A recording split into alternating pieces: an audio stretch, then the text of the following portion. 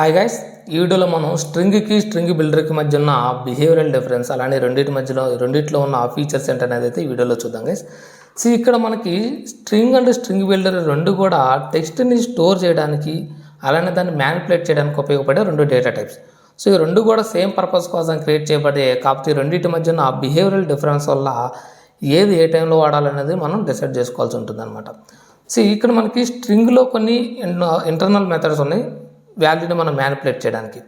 అలాగే స్ట్రింగ్ బిల్డర్లో కూడా కొన్ని ఇంటర్నల్ మెథడ్స్ ఉన్నాయి మనం వాల్యూని అనేది మ్యానిపులేట్ చేయడానికి అనమాట. సో ఇక్కడ నేను ఓన్లీ 2 మెథడ్స్ మాత్రమే ప్రొవైడ్ చేశాను. సో వీటికి సంబంధించిన డెడికేటెడ్ వీడియో అయితే క్రియేట్ చేస్తాను. అందులో మీకు అన్ని రకాల మెథడ్స్ గురించి అయితే నేను చెప్తాను గైస్.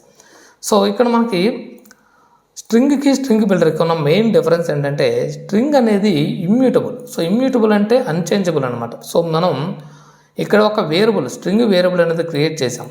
సో క్రియేట్ చేసిన తర్వాత మీరు నెక్స్ట్ స్టేట్మెంట్లో సేమ్ వేరియబుల్ మీరు అప్డేట్ చేశారనుకోండి.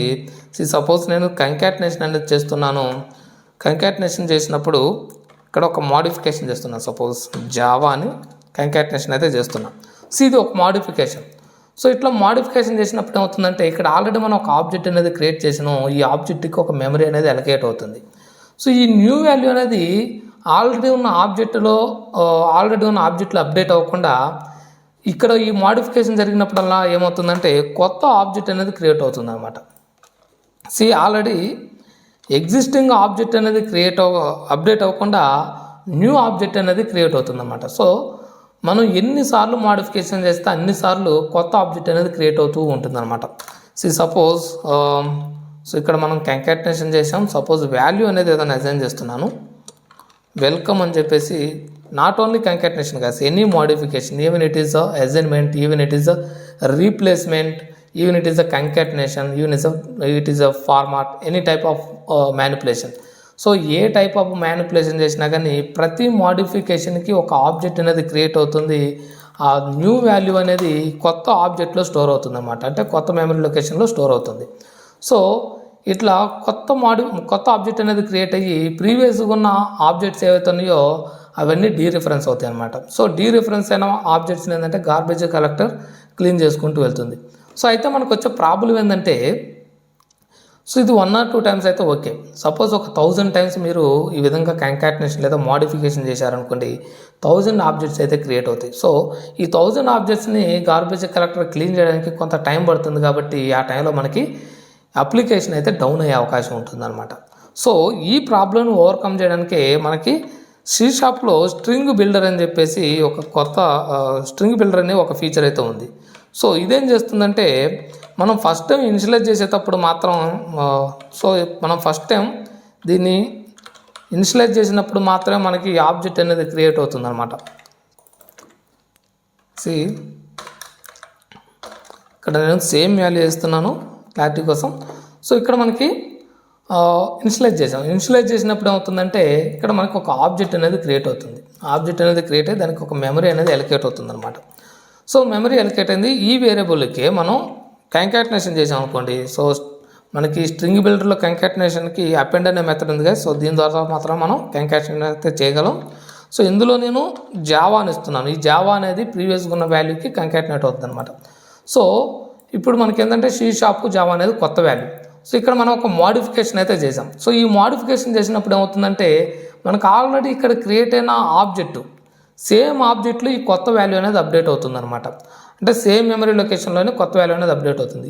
ఈ విధంగా మీరు 1000 టైమ్స్ చేసినా కానీ మీకు ఆల్రెడీ ఉన్న ఆబ్జెక్ట్లోనే వాల్యూ అనేది అప్డేట్ అవుతూ ఉంటుంది. మీకున్న కంటెంట్ స్ట్రెంత్ని బట్టి మెమరీ అనేది ఇంక్రీజ్ చేసుకుంటూ పోతుంది అనమాట. సో ఇక్కడ స్ట్రింగ్లో ఏమవుతుంది, స్ట్రింగ్ అనేది ఇమ్యూటబుల్ కాబట్టి మీరు మోడిఫికేషన్ చేశారనుకోండి అది చేంజ్ అవ్వకుండా అప్డేట్ అవ్వకుండా కొత్త ఆబ్జెక్ట్ అనేది క్రియేట్ అవుతుంది. సో స్ట్రింగ్కి స్ట్రింగ్ బిల్డర్కి మధ్య ఉన్న మెయిన్ డిఫరెన్స్ ఇదే గైస్. సో స్ట్రింగ్ అనేది ఎవ్రీ మోడిఫికేషన్ కొత్త ఆబ్జెక్ట్ క్రియేట్ చేస్తుంది. స్ట్రింగ్ బిల్డర్ అనేది ఓన్లీ ఒక్కసారి మాత్రం ఆబ్జెక్ట్ అనేది క్రియేట్ చేస్తుంది. For every modification same memory లొకేషన్లో వాల్యూ అనేది అప్డేట్ అవుతుంది అనమాట. ఇక్కడ మనకి ఓన్లీ ఇక్కడ న్యూ అనే ఆపరేటర్ వాడాం. సో న్యూ అనే ఆపరేటర్ వాడినప్పుడు మాత్రం మనకు ఆబ్జెక్ట్ అనేది క్రియేట్ అవుతుంది. రిమైనింగ్ అన్ని సినారియోలో అన్ని మోడిఫికేషన్లో మనకి సేమ్ ఆబ్జెక్ట్లో వాల్యూ అనేది అప్డేట్ అవుతుంది అనమాట. సో అయితే మనం స్ట్రింగ్ అనేది మనకి అవసరం లేదా అంటే ఖచ్చితంగా మనకి స్ట్రింగ్ అనేది అవసరమే. స్ట్రింగ్ అనేది మనం ఎక్కువగా యూజ్ చేసే డేటా టైప్ గైస్. సో మనకి సపోజ్ ఇక్కడ మనకి స్ట్రింగ్ బిల్డరు ఏ టైంలో వాడాలంటే స్ట్రింగ్ అనేది సపోజ్ మీకు ఓన్లీ లిమిటెడ్ మోడిఫికేషన్స్ మాత్రమే ఉన్నాయి, లేదంటే ఓన్లీ వేరియబుల్ డిక్లేర్ చేస్తాం డైరెక్ట్గా యూజ్ చేసుకుంటాం. ఇట్లాంటి సినారియోలు ఏంటంటే మీకు స్ట్రింగ్ వేరియబుల్ అనేది బాగా యూజ్ అవుతుంది అనమాట. అదే స్ట్రింగ్ బిల్డర్ అనుకోండి మీకు ఎక్కువ మోడిఫికేషన్స్ ఉన్నాయి. సపోజ్ ఒక లూప్లో మీరు 1000 టైమ్స్ మోడిఫికేషన్ చేశారనుకోండి, అట్లాంటి టైంలో మీకు స్ట్రింగ్ బిల్డర్ అనేది బెటర్ యూజ్ అనమాట. సో ఈ రెండింటికి మధ్య కూడా గైస్ నేను స్ట్రింగ్ బిల్డర్కి మధ్య మెమరీ అనేది ఎంత కన్సంప్షన్ చేసుకుంటుంది, అలానే ఎగ్జిక్యూషన్ టైం ఈ రెండింటికి మధ్య ఎంత డిఫరెన్స్ ఉంటుంది, అలాగే స్ట్రింగ్ అనేది ఇమ్యూటబులా కాదా అనేది కూడా నేను సపరేట్ వీడియోలో అయితే నేను ప్రూవ్ చేస్తాను గైస్. సో ఈ 3 స్టేట్మెంట్స్ కూడా నేను సపరేట్ వీడియోస్ అయితే క్రియేట్ చేస్తాను. సో అందులో మీకు ఖచ్చితంగా ఒక క్లారిటీ అయితే వస్తుంది. ఏ టైంలో మనం స్ట్రింగ్ అనే డేటా టైప్ వాడాలి, ఏ టైంలో మనం స్ట్రింగ్ బిల్డర్ అనే డేటా టైప్ వాడాలి. సో దీని మీద అయితే మీకు ఖచ్చితంగా క్లారిటీ వస్తుంది. అలాగే స్ట్రింగ్లో ఉన్న మ్యానిపులేషన్ మెథడ్స్, స్ట్రింగ్ బిల్డర్లో ఉన్న మ్యానిపులేషన్ మెథడ్స్ నేను కూడా ఒక వీడియో అయితే క్రియేట్ చేస్తాను guys. So that's all about this video guys. మీకు దీని మీద ఇంకా ఏమైనా డౌట్స్ ఉంటే ఖచ్చితంగా కామెంట్ బాక్స్లో అయితే ప్రొవైడ్ చేయండి, మీ కామెంట్స్ అయితే ప్రొవైడ్ చేయండి, నేను దానికి రెస్పాన్స్ అయితే ఇస్తాను. So thanks for watching, please subscribe to my channel.